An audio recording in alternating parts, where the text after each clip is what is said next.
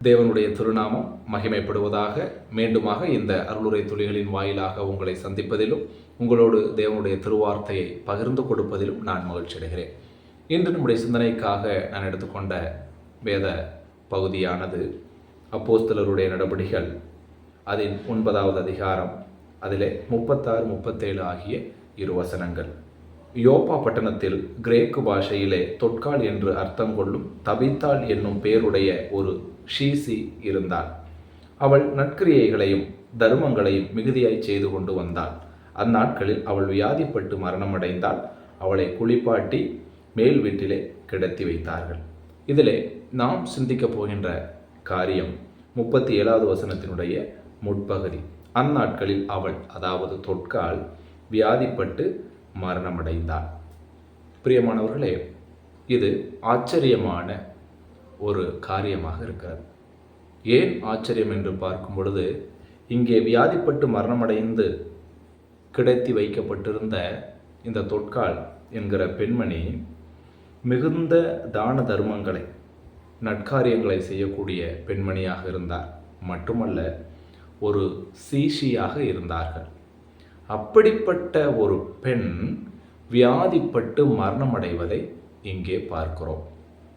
இது இன்றைக்குள்ள கிறிஸ்தவர்களுக்கு ஆச்சரியமான, சுவாரஸ்யமான காரியம்தான். தெளிவாக சொன்னால், சத்தியத்தை சரியாய் அறியாத கிறிஸ்தவர்களுக்கு ஆச்சரியம்தான்.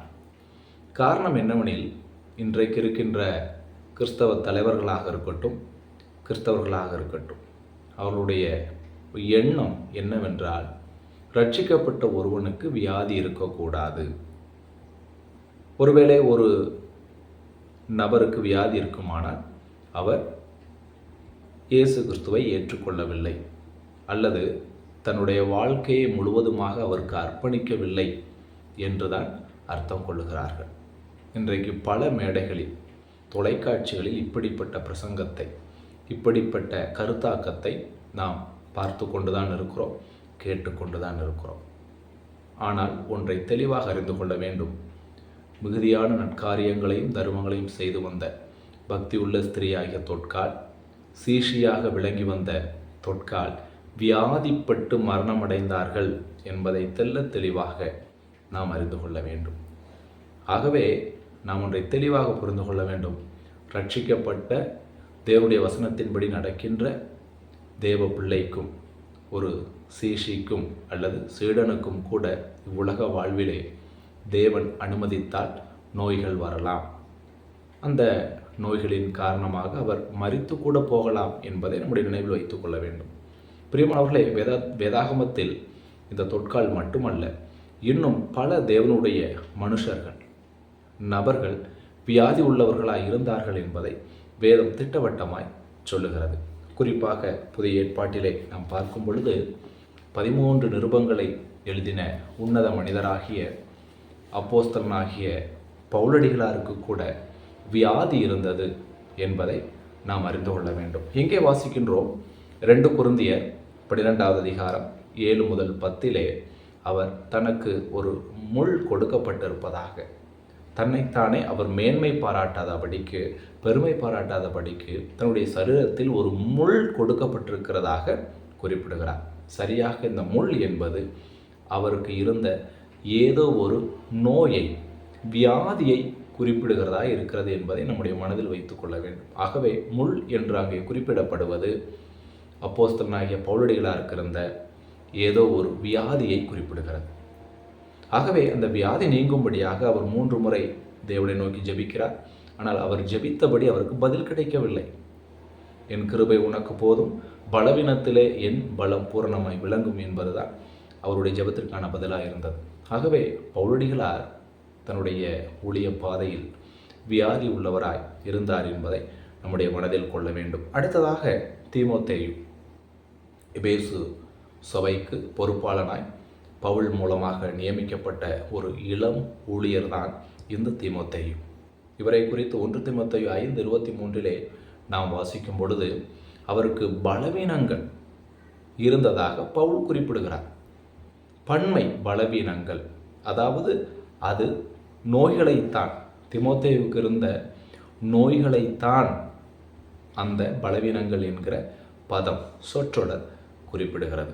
ஆகவே தான் அந்த இடத்திலே உனக்கு அடிக்கடி ஏற்படுகிற பலவீனங்களுக்காக தண்ணீர் மாத்திரம் நீ குடியாமல் திராட்சரசத்தை, அதாவது மெடிசினாக, மருந்து பொருளாக நீ திராட்சரசத்தை எடுத்துக்கொள் என்று அறிவுரை வழங்கக்கூடியவராக பவுலடிகளார் காணப்படுகிறார்.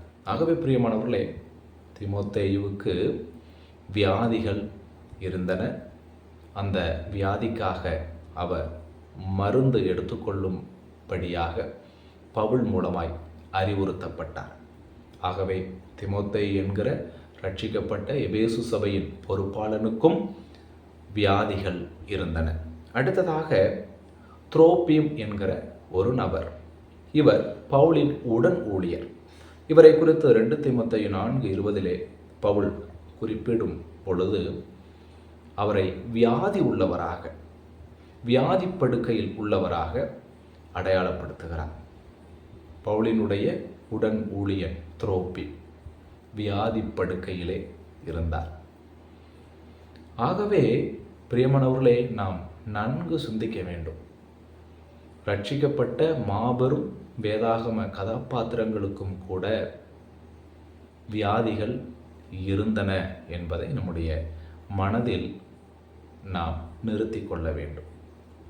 அதை இன்றைக்குள்ள சில கள்ள உபதேசங்களோடு, பிரசங்கங்களோடு நாம் ஒப்பிடும் பொழுது நகைச்சுவையாக இருக்கிறது. ரட்சிக்கப்பட்டிருந்தால் வியாதி வரக்கூடாது, உனக்கு வியாதி இருக்குமானால் நீ ரட்சிக்கப்படவில்லை, முழுமையாக உன்னை தேவனுக்கு ஒப்பு கொடுக்கவில்லை என்றெல்லாம் பேசிக்கொண்டிருக்கிறார்கள். அதையும் பல கிறிஸ்தவர்கள், வேதத்தை வாசிக்காத, வேதாகமத்தை திறந்து கூட பார்க்காத பல கிறிஸ்தவர்கள் அவற்றை தெய்வ வாக்காக நம்பிக்கொண்டிருக்கிறார்கள். இது அறியாமையின் உச்சகட்டமாக இருக்கிறது. ஆகவே பிரியமானவர்களே, இந்த உலகத்தில் உள்ளவரை நமக்கு பலவீனங்கள், நோய்கள், தேவன் அனுமதித்தால் நோய்கள் வரலாம். அந்நோய்கள் மூலம் நாம் இறந்து கூட போகலாம்.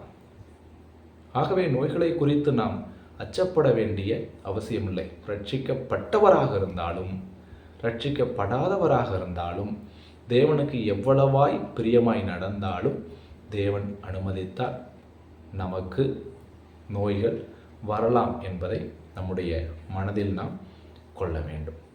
ஆகவே பிரியமானவர்களே, எவராவது வேதாகமத்திலே நோய்கள் இருக்கக்கூடாது, அல்லது நம்முடைய நோய்களுக்காகத்தான் இயேசு கிறிஸ்துவானவர் சிலுவையிலே மரித்தார் என்று சொல்லி ஏதாவது வசனங்களை அதனுடைய சந்தர்ப்ப பொருள் தெரியாமல் நமக்கு காட்டினால் நாம் தெளிவாக அறிந்து கொள்ள வேண்டும். அவர்கள் சொல்லுகிற அந்த வசனத்தை அவர்கள் தவறாக வியாக்கியானம் பண்ணுகிறார்கள் என்பதை நம்முடைய மனதில் நிறுத்தி கொள்ள வேண்டும். அப்படி காட்டினால் நீங்கள் எளிமையாக அவர்கள் சொல்வது தவறு என்பதை அறிந்து கொள்ள முடியும். ஏனென்றால் உங்களுக்கு தெளிவாக சொல்லிவிட்டேன். தொட்கால், பவுல், தீமோத்தேயு, துரோப்பி இவர்கள் எல்லாமே ரட்சிக்கப்பட்ட தேவனுக்கு உகந்த பாத்திரங்கள். இவர்களுக்கெல்லாம் நோய்கள் இருந்தன. ஆகவே ரட்சிக்கப்பட்ட ஒரு நபருக்கு நோய்கள் இருக்கக்கூடாது என்று வசனம் சொல்லுகிறது என்று சொன்னால் அவர்கள் கண்டிப்பாக தவறாகத்தான் சொல்லுகிறார்கள்.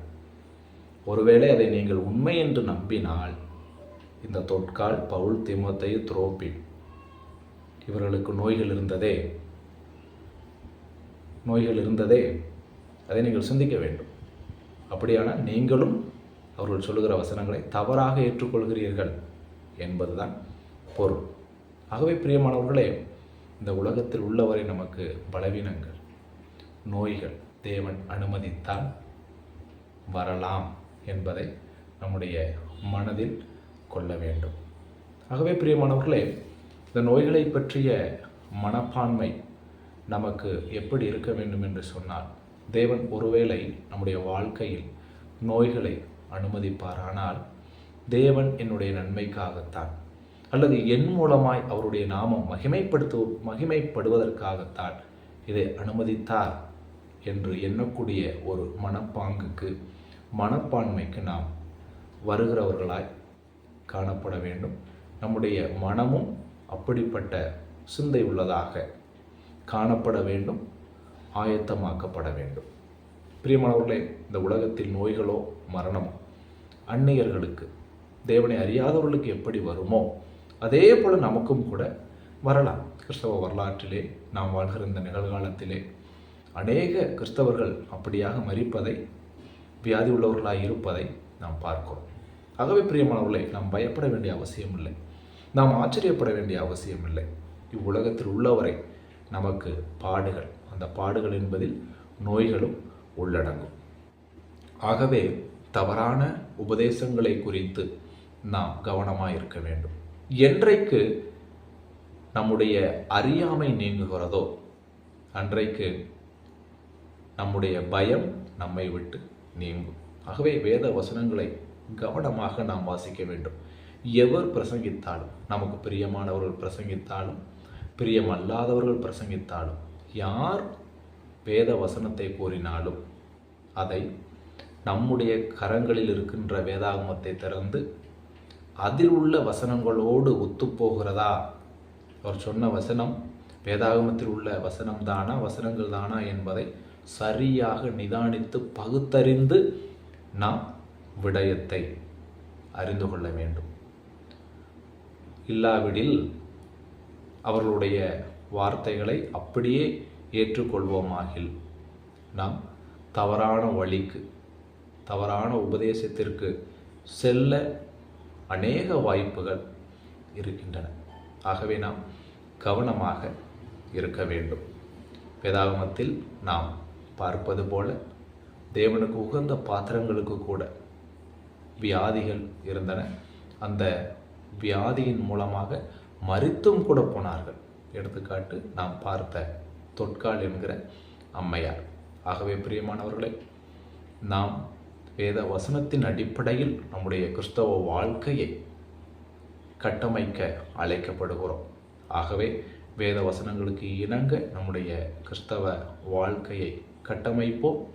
தேவ நாம மகிமைக்கென்றே நாமும் வாழ்வோம், மற்றவர்களையும் வாழச் செய்வோம், மற்றவர்களையும் ஆயத்தப்படுத்துவோம். தேவனுடைய நாமம் இன்றும் என்றும் சதா காலங்களிலும் மகிமைப்படுவதாக.